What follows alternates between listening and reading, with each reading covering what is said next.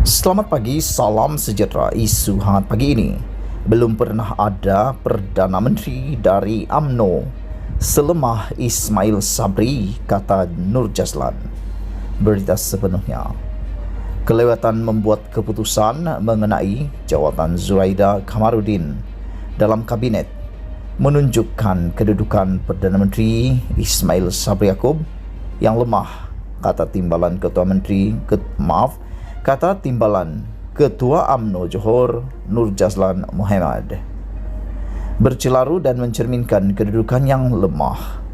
Beliau tidak boleh buat keputusan atau menegaskan kuasanya kerana menjadi tebusan pihak tertentu. Hakikat beliau lambat buat keputusan menunjukkan bahawa beliau mungkin sedang berlengah. Sudah lebih 2 minggu Zuraida meninggalkan Bersatu untuk menyertai Parti Bangsa Malaysia dan beliau masih dalam jemaah menteri. Tidak pernah seorang Perdana Menteri UMNO selemah ini dalam sejarah negara. Nur Jazlan dipetik sebagai berkata dalam laporan Free Malaysia Today. Nur Jazlan mengulas mengenai sikap berdiam diri Ismail yang masih tidak menyatakan sama ada Menteri Perusahaan, Peladangan dan Komoditi itu akan digugurkan atau digantikan dengan ahli parlimen lain. Katanya, Zuraida bukanlah menteri yang penting kerana terdapat ramai ahli parlimen lain yang mampu mengendalikan kementerian berkenaan. Ketika ditanya apakah Ismail mungkin bimbang 3 ahli parlimen PBM mungkin menarik balik sokongan mereka yang boleh menjejaskan undian rang undang-undang pada sidang parlimen akan datang, Nur Jazlan berkata, sebarang kemungkinan boleh berlaku apabila kedudukan Perdana Menteri lemah. Semalam, Muhyiddin berkata, Ismail berhak mengekalkan Zuraida dalam kabinet. Namun, Perdana Menteri perlu mengekalkan kota menteri bagi Bersatu. Muhyiddin juga berkata, dia masih menunggu tarik untuk bertemu Ismail Sabri dan membincangkan penggantinya. Tambah Muhyiddin, dia telah menyediakan nama pengganti Zuraida, tetapi masih belum diserahkan kepada Ismail Sabri. Pada Mei lalu, Zuraida mengumumkan keputusannya meninggalkan Bersatu bagi menyertai PBM dan berkata, dia akan membincangkan peletakan jawatannya sebagai menteri dengan Ismail Sabri. Pada 19 Jun lalu, Zuraida berharap agar dia dikekalkan dalam kabinet bagi meneruskan program yang dirancang di bawah kementeriannya. Sekian isu hangat pagi ini. Jangan lupa tinggalkan komen anda. Sila tekan butang subscribe. Malaysia kita punya, kita juga sama-sama cintai Malaysia ku. Kita jumpa lagi. Bye-bye. Selamat pagi, salam sejahtera. Bongkar jangan tak bongkar. Bongkar sampai terlonde. Bongkar sampai ketahuan. Dan bongkar biar semua orang tahu. Isu paling hot sekarang ini yang membuatkan aku makin bingung tentang politik Malaysia semenjak aku jadi YouTuber pengulas politik ini, aku makin hairan dengan politik Malaysia. Iyalah, patutlah dulu aku punya datuk moyang dulu, moyang dan moyang kata pada aku, Nazilin jangan jadi ahli politik kerana menurutnya politik ini penuh dengan kotoran. Menurut datuk aku dulu, politik ini penuh dengan ulat yang bau, yang mengotorkan dan paling kotor. Katanya, aku waktu itu kurang percaya, aku waktu itu tidak percaya dan tidak yakin, tidak paham dengan perkara itu. Tapi sejak 2 menjak 3 menjak ini, aku makin yakin dan makin pula percaya. Kenapa? Sejak akhir-akhir ini pendedahan demi pendedahan yang berbelit-belit melibatkan ahli politik Malaysia dan rasuah-rasuah Malaysia membuatkan aku makin yakin, makin terpengaruh dan memang makin terpengaruh. Benar atau tidak terpulanglah. Aku pun tak tahu kebenarannya, tapi yang aku tahu aku makin terpengaruh dengan kata-kata atuk aku dulu itu yang mengatakan politik ini penuh dengan kotoran yang berbau. Sampailah baunya, tak tahulah cakap nak kata apa lagi. Kerana pendedahan demi pendedahan di mahkamah membuatkan kita semua tercengang, terkedu, terpikir, semuanya Kalau sebelum ini jauh nun di sana di Amerika Syarikat, kita terkejut dengan pendedahan-pendedahan terkini berkaitan dengan penyelewengan uang 1MDB yang terbesar, skandal uang terbesar di dunia. Di Malaysia kita tak tahu, di Malaysia kita tak pernah dengar, tapi akhirnya didedahkan pula di Amerika. Dan ini buat aku makin bingung karena kenapa ahli politik ini banyak sangat sangkut-sangkutnya. Tak kiralah siapa. Tapi hari ini jangan lagi kita terbang ke Indonesia, ke Filipina, ke Arab Bersatu, UAE. Kita jangan pergi ke Amerika Serikat, jangan pergi ke Singapura. Kita pergi saja di Kuala Lumpur. Pendedahan demi pendedahan di Mahkamah Tinggi berkaitan dengan kes tuduhan Zahid Hamidi dalam penyelewengan dan rasuah pengubahan wang haram berkaitan dengan UKSB. Ultra Kirana Sdn Bhd membuat aku terkedu apabila pendedahan demi pendedahan keuangan penerimaan uang-uang daripada orang-orang ini makin membuatkan aku terkejut. Kamu pun pasti terkejut karena kita tak pernah tahu. Akhirnya terkejut kita karena tahu. Kalaulah persoalannya, sebelum aku nak ulas lebih lanjut lagi, persoalannya adalah kalaulah tidak ada pendakwaan ini, adakah kita akan tahu? Dan adakah perkara ini akan menjadi rahasia antara orang-orang politik sahaja?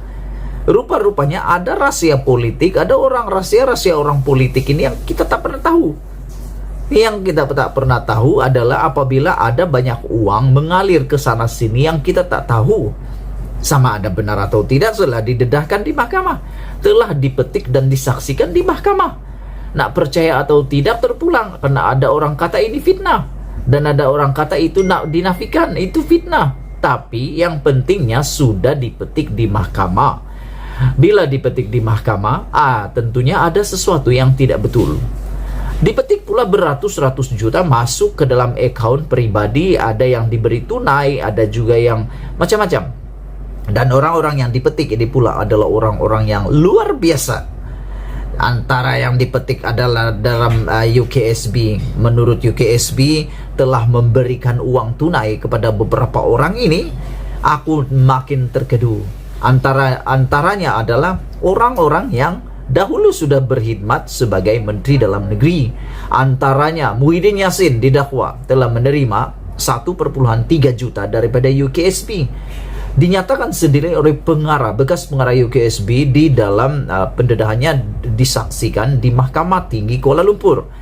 Bila ini terjadi, aku makin pelik, aku makin hairan. Kenapa dalam pendedahan sebelum ini, kenapa dalam penyiasatan sebelum ini oleh SPRM tidak perlu disiasat? Ini yang hairan. Kedua, selain daripada Muhyiddin, ada lagi dipetik nama-nama orang yang lebih besar. Yang lebih mengejutkan kita, tiba-tiba Hisamuddin Tun Husin pula timbul dalam nama ini. Tidak pernah timbul, tidak pernah dikaitkan, tiba-tiba ada pula nama Hisamuddin. Dan telah dikatakan menerima juga dana daripada UKSB. Aku nak tanya sekarang, apa guna hang semua dapat uang ini? Adakah ini untuk pendanaan politik, untuk pilihan raya, atau pendanaan apa? Kalau dia ada pendanaan untuk politik, ini untuk apa? Untuk parti kah? Untuk rakyat? Atau untuk pribadi sendiri-sendiri? Makan sendirilah begitu. Kerana menurut Tun Mahathir, bekas pengerusi Parti Bersatu, beliau mengatakan, Tun Mahathir mengatakan bahwa beliau tidak pernah tahu, tidak pernah menerima uang daripada UKSB seperti yang didedahkan oleh UKSB. Beliau mengatakan, Tun Mahathir mengatakan bahwa kalau benar Muhyiddin telah terima 1,3 juta daripada UKSB, bermaksud uang itu tidak pernah sampai kepada Bendahari Bersatu. Aku nak tanya sekarang, kalau benar itu dapat diperoleh, kalaulah itu benar diperoleh, pergi ke mana uang itu?